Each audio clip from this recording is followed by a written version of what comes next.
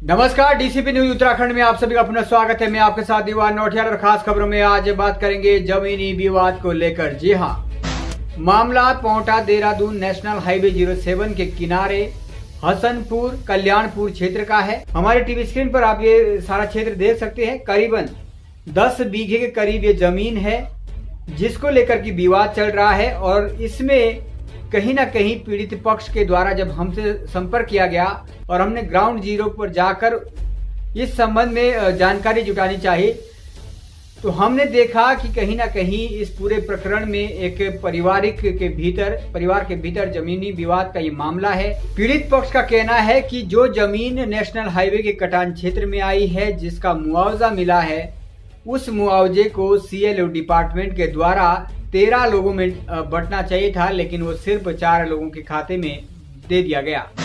और इसके बाद जो जमीन और बची हुई है उस जमीन में भी आपत्ति व्यक्त की गई है। पीड़ित पक्ष का कहना है कि इस पूरे नेशनल हाईवे के दौरान जो कटान क्षेत्र में जमीन आई है उसका मुआवजा जो 13 लोगों को मिलना चाहिए था, जिनके नाम ये जमीन थी, वो मात्र 4 लोगों के खाते में ही वो पैसा आया है। वो पैसा उन्हें नहीं मिला है।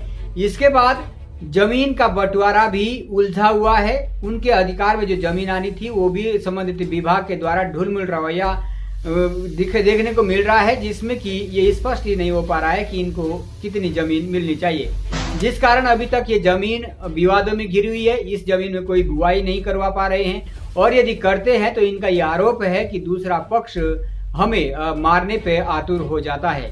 क्या कुछ पूरा प्रकरण है, हम उन्हीं के जवानी ग्राउंड जीरो पर जाकर उनकी प्रतिक्रिया से समझने की कोशिश करते हैं। आप भी समझिएगा और साथ में हम ये अनुरोध करते हैं कि एक परिवार के भीतर सामाजिक सौहार्द ना बिगड़े, इसके लिए यह जरूरी है कि राजस्व विभाग, पुलिस महकमा इसमें हस्तक्षेप करें।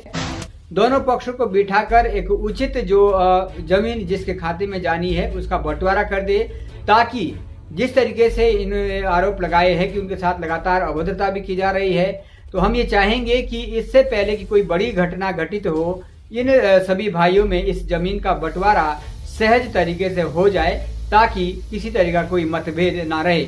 आइए अधिक जानकारी के लिए सीधा ले चलते आपको ग्राउंड जीरो पर और समझते इस पूरे प्रकरण को पीड़ित पक्ष के जुबानी। नमस्कार, डीसीपी न्यूज उत्तराखंड में आप सभी का एक बार पुनः स्वागत है। मैं आपके साथ दीवान नौटियाल और इस वक्त मैं मौजूद हूँ देहरादून पोंटा, ये नेशनल हाईवे 07 है और इसी के साथ में ये हसनपुर बद्रीपुर का ये क्षेत्र है। यहाँ इनके द्वारा हमें सूचित किया गया था कि कुछ ज़मीनी इनका मामला है। क्या कुछ मामला है और किस तरीके से इनको लगता है कि इनके साथ अन्याय हो रहा है, उसी प्रकरण को जानने के लिए आज हम पहुंचे हैं ग्राउंड जीरो पर। ये जो आप ज़मीन देख रहे हैं इसमें अभी तक कुछ बुआई नहीं हुई है, जबकि और जगह जो है गेहूं की फसल जो है तैयार हो रही है। लेकिन ये क्यों नहीं बोई गई है और क्या पूरा मसला है वो इन्हीं से जानते हैं, क्योंकि ये इस ज़मीन को लेकर कहीं ना कहीं विवाद वाला जो है उसको प्रकरण में हम जानेंगे। सर, सबसे पहले तो आप अपना नाम बताएंगे। मेरा नाम इकराम है और हमारा ज़मीन का जो विवाद है, हमारी कुछ ज़मीन इसमें से मुश्तरका खाता है। इसमें से कुछ ज़मीन ऐसा उसमें क्या बोल रहे हैं हाईवे में गई भी कटी है और पेमेंट भी, जबकि 13 बंदों के खाते में आना था। 13 में से 9 को एक साइड करते हुए, अलग करते हुए 4 आदमियों के अकाउंट में पैसा गया है और वही उन्हीं आदमियों ने हमारे जो कब्जे में आनी तो चाहिए थी। हमारे हिस्से में 6 बीघा ज़मीन पूरी हमारे जो बाप के नाम पे है, लेकिन उसमें क्या हुआ कि 1.5 बीघा तो 2.25 बीघे इन्होंने हमारी पहले हड़प रखी है और हम अपनी ज़मीन छुटाने के चक्कर से इनसे पैसा भी नहीं मिल गया और हम इन्हें कह रहे हैं कि भाई हमारी ज़मीन बराबर कर दी जाए। जब भी हम इन्हें ज़मीन बराबर करने के लिए बोलते हैं, जब भी ये हमारे साथ में पंगेबाजी करते हैं। कल मेरी साथ तीसरी बार की वारदात हुई कल मेरे साथ में, लगभग 10:30 बजे और लातों मुक्को गुस्सों से इतना ज़ोरों से मारा गया कि अभी तक भी मेरा गला सही नहीं है।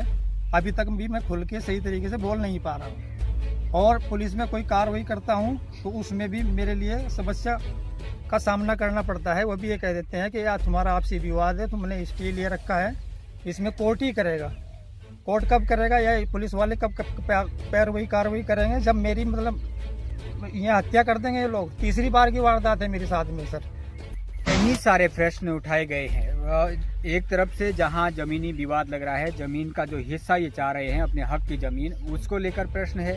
दूसरा, अगर हम देखें नेशनल हाईवे के दौरान जब ये ज़मीन कटी होगी, कटान में आई होगी, तो कहीं ना कहीं CLO विभाग पर भी कई सारे प्रश्न उठते हैं, क्योंकि अगर ज़मीन कटी है और सबके नाम है तो कहीं ना कहीं पैसा जो ये कह रहे हैं कि चंद लोगों के खाते में आकर जो है इनके अधिकार का जो पैसा मिलना था वो इन्हें नहीं मिला है।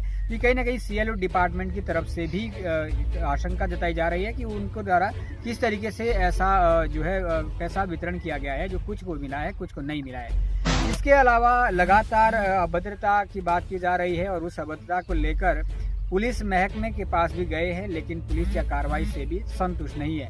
तो तमाम सारे प्रश्न उठ रहे हैं। सर, मैं सबसे पहले ये जानना चाहूँगा, जब आप कह रहे हैं कि आपकी ज़मीन जब नेशनल हाईवे की कटान में आई है, उसके जो पैसे मिलने थे वो कुछ लोगों के खाते में आए, क्या CLO डिपार्टमेंट के द्वारा आपको ये अवगत नहीं करवाया गया है कि आपकी ज़मीन आ रही है और आप अपना खाता दीजिए या खाता मेंशन करवाइए?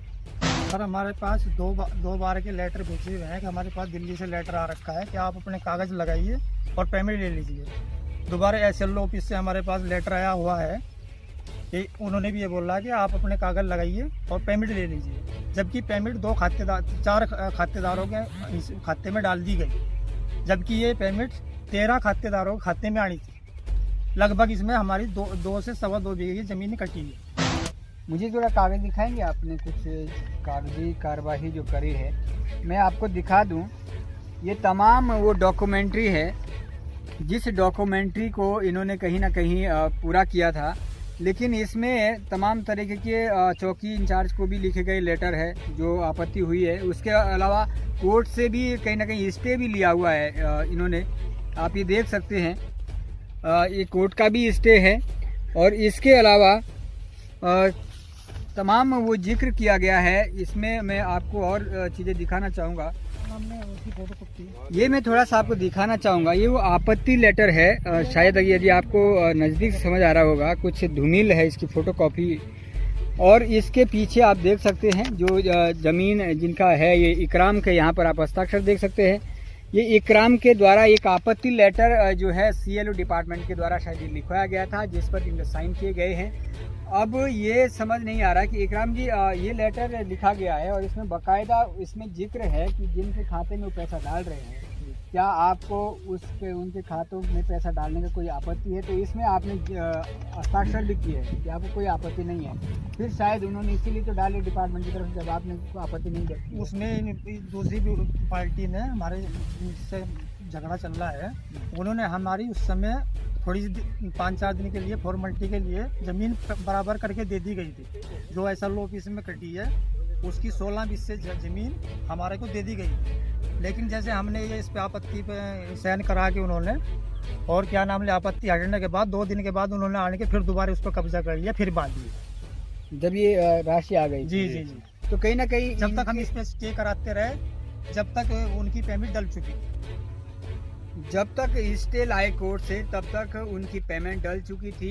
गुनाह सिर्फ इनका इतना था कि इन्होंने उन भाइयों पे, अपने भाइयों पे विश्वास किया था, और यदि विश्वास किया गया था कि आपको ज़मीन दे दी जाएगी, उन्होंने उसकी डॉक्यूमेंट्री नहीं की, वो अलग विषय है। लेकिन इन्होंने विश्वास किया उन पे कि ठीक है हमें ज़मीन मिल गई है, लेकिन जैसे ही पैसा आ जाता है उसके बाद दूसरा पक्ष जो है वो ज़मीन इनसे वापस छीन लेता है, ऐसा इनका कहना है।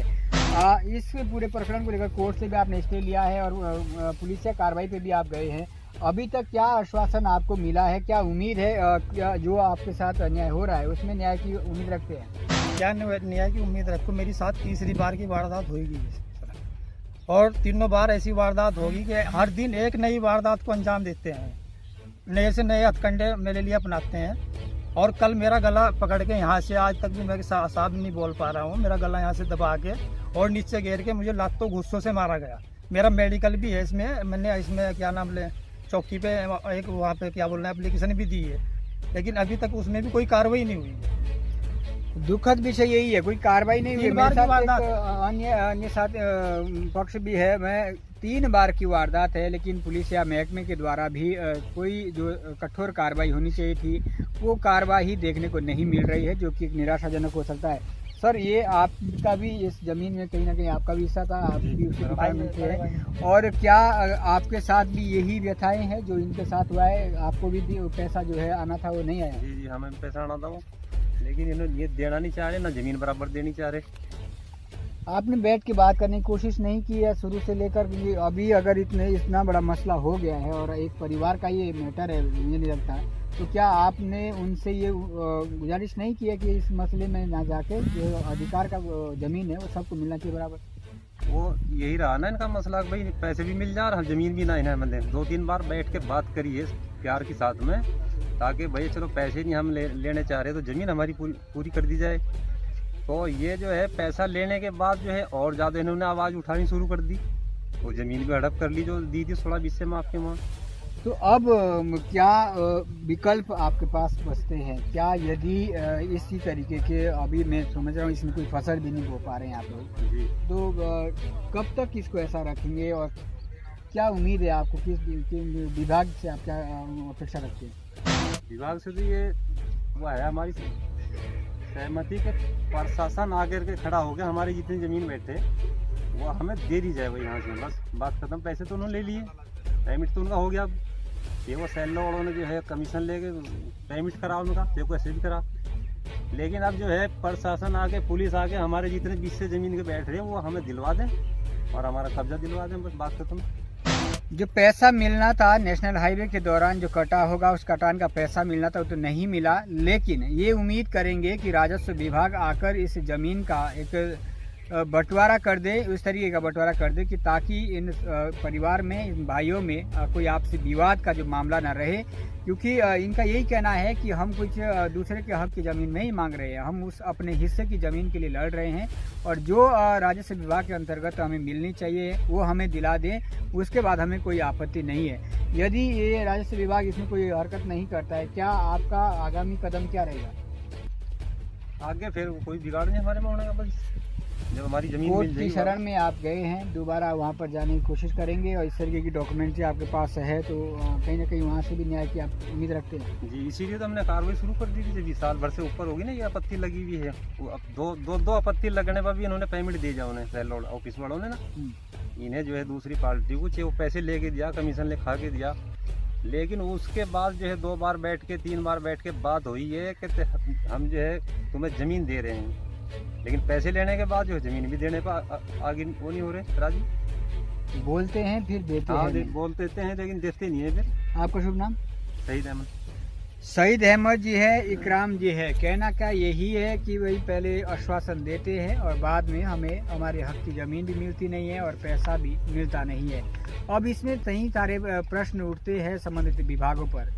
क्या यदि इस तरीके के मसले का समाधान संबंधित विभाग नहीं करेगा तो इस तरीके के जो विवाद है वो कहीं ना कहीं एक परिवार में, भाइयों के बीच में लगातार बने रहेंगे और ये विवाद कब बड़ी घटना में तब्दील हो जाए, क्या इसका इंतजार विभाग कर रहा है? तो कहीं ना कहीं उम्मीद ये करेंगे कि आला अधिकारी, विभागीय के आला अधिकारी, पुलिस महकमा इन सभी की सुरक्षा को देखते हुए इस जमीनी विवाद को सुलझाने में इनका सहयोग करेंगे और भविष्य में ताकि इस तरीके के बार बार विवाद ना हो, इनका जो मसला है वो पूर्ण रूप से हल हो, ये हम अपेक्षा करते हैं। उम्मीद करेंगे कि संबंधित विभाग इन आपत्तियों के बावजूद, इन सारी डॉक्यूमेंट्री देखने के बावजूद, जिस व्यक्ति की जितनी जमीन जिसके हक में है वो कानूनी कार्रवाई के अनुसार, वो डॉक्यूमेंट्री के अनुसार उनको दी जाएगी। खास खबर देख रहे थे आप ग्राउंड जीरो हसनपुर से सहयोगी कैमरामैन के साथ दीवान नौटियाल की रिपोर्ट, डीसीपी न्यूज उत्तराखंड के लिए।